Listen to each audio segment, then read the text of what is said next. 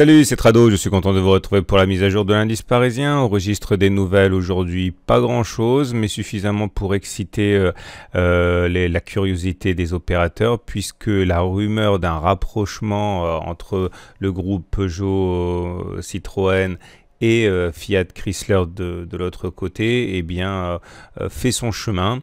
Du moins, les analystes considèrent que ce serait une excellente idée pour les deux et ça a soutenu la cote parisienne et nous avons donc engrangé une nouvelle fois 0,24%. Alors graphiquement, pour commencer, comme vous pouvez le voir, rien ne permet pour l'instant d'envisager une fin de cette ascension un petit peu folle comme ça qui nous amène à prendre 20% depuis décembre 2018. On est toujours dans ce canal noir qui n'a été à aucun moment battu en brèche.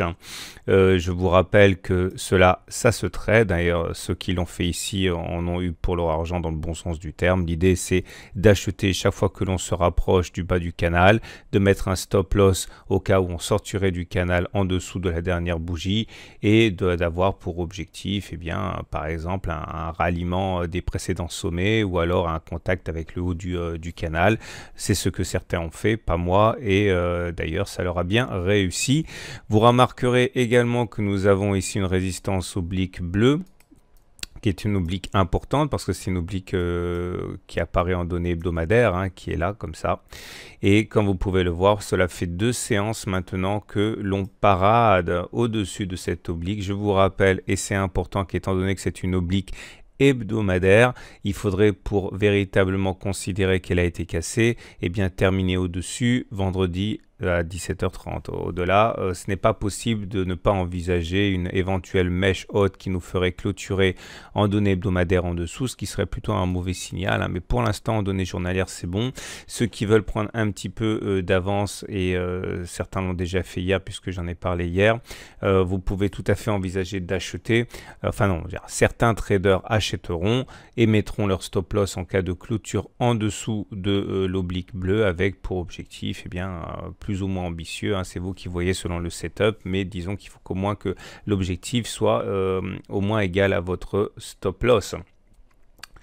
Vous remarquerez pour terminer graphiquement que nous sommes à l'intérieur d'une zone de résistance ici, hein, mais quand, cela correspond plutôt à de l'Ishimoku, donc j'y reviendrai un petit peu plus tard. On jette un œil aux éléments purement techniques, on va faire du plus simple au plus compliqué.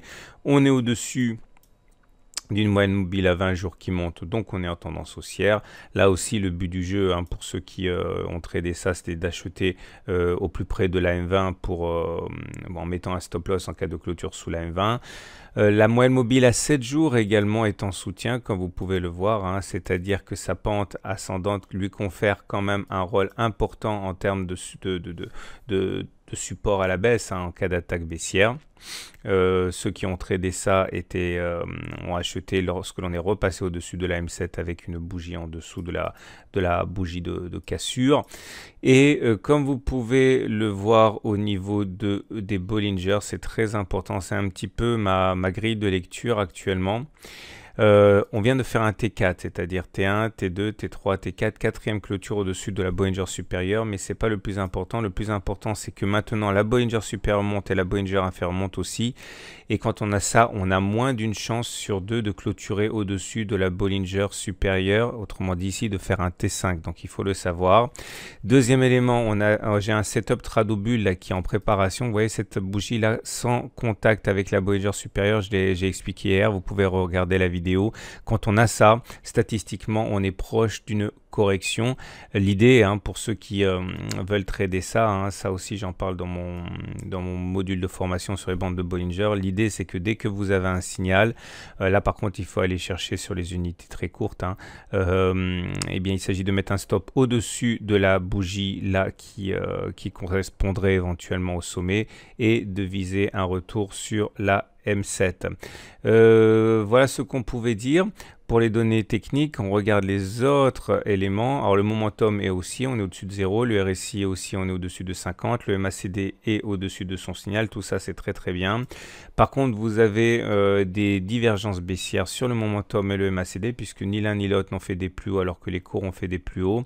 Malheureusement, pour l'instant, on n'a pas véritablement de signal baissier sur les données journalières, puisque le CCI parade toujours au-dessus de 100 et le MACD 0 retard est au-dessus de son signal également. Donc on est toujours dans le cycle plutôt favorable. Donc en données journalières, on n'a rien qui nous permet pour l'instant d'envisager une fin de la hausse.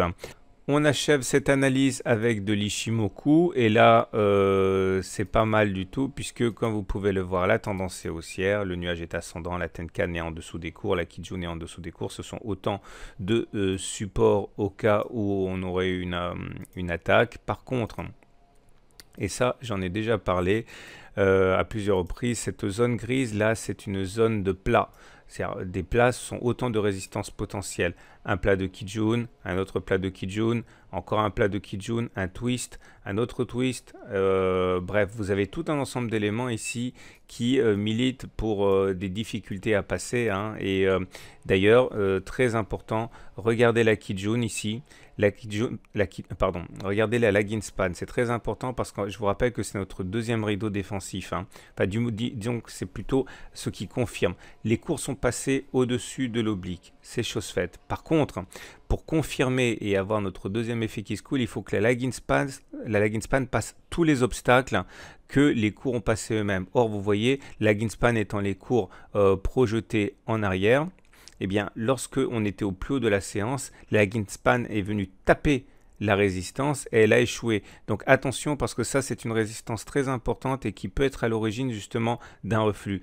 Alors voilà, tout est en place pour une baisse. Il manque un signal en données journalières. Maintenant, je rappelle que ceux qui ont la chance de pouvoir être devant leur écran en intraday peuvent aller chercher des signaux en 4 heures, en 2 heures, en 1 heure, etc. Mais puisque là, je ne parle que des données journalières, je n'ai pas de signal sur cette unité de temps pour l'instant, malgré une sérieuse alerte. Voilà.